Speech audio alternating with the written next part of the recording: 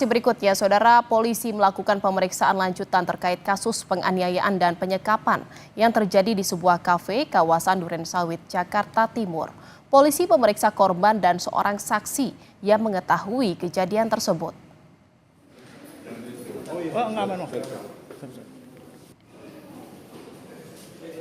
Pemeriksaan terhadap korban dilakukan di unit kriminal umum Polres Metro Jakarta Timur pada Jumat sore. Selain korban, seorang saksi yang mengetahui kejadian juga diperiksa. Pemeriksaan lanjutan ini dilakukan setelah kasus ini dilimpahkan dari Polsek Durensawit ke Polres Jakarta Timur.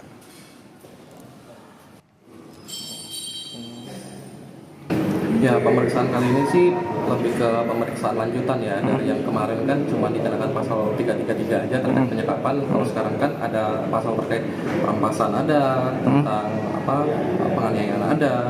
Jadi ini lebih ke BAP lanjutan dari yang kemarin. Selain korban, siapa lagi yang diperiksa Bang di Polres ini? Ya, selain korban tentunya ada saksi kunci yang melihat segala rangkaian penyiksaannya pada saat itu. Dan saudara, untuk mengetahui informasi terkini terkait dengan penanganan kasus penyekapan dan penganiayaan seorang pria di sebuah kafe di Durensawit selama 3 bulan, kita langsung bergabung dengan jurnalis Kompas TV Triksi Valencia yang berada di Mapolres Jakarta Timur. Selamat siang Triksi, polisi telah memeriksa korban dan seorang saksi. Apa hasil dari pemeriksaan tersebut?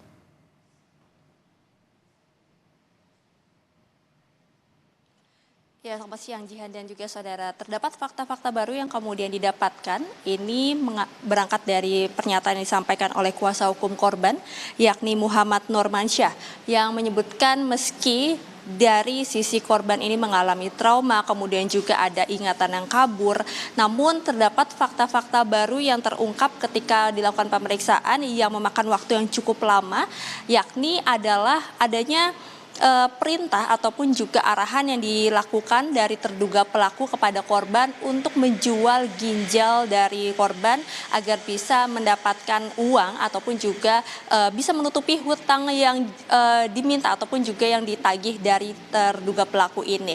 Karena kalau kita melihat dari pernyataan memang sebenarnya hanya tersisa hutang 100 juta rupiah, akan tetapi dikatakan hutang ini membengkak sampai 300 juta rupiah yang disebut adalah bunga. Maka dari itu kemarin dari keterangan ataupun juga korban yang memberikan keterangan ataupun juga kesaksian juga mengatakan bahwa inilah yang kemudian diminta ataupun juga diarahkan dari terduga pelaku untuk dilakukan, yakni menjual ginjal. Nah, akan tapi memang hal tersebut tidak terlaksana karena korban sudah berhasil melarikan diri dan juga melaporkan kejadian tersebut kepada Polres ataupun juga kepada Polsek Jakarta Timur terlebih dahulu. Nah, Jihan dan juga saudara, selain dari korban, tadi juga ada saksi kunci yang dikatakan oleh kuasa hukum ini merupakan salah satu saksi yang bisa membantu maupun juga bisa memperjelas ya terkait dengan penyelidikan yang dilakukan oleh penyidik sampai saat ini yang masih berlangsung.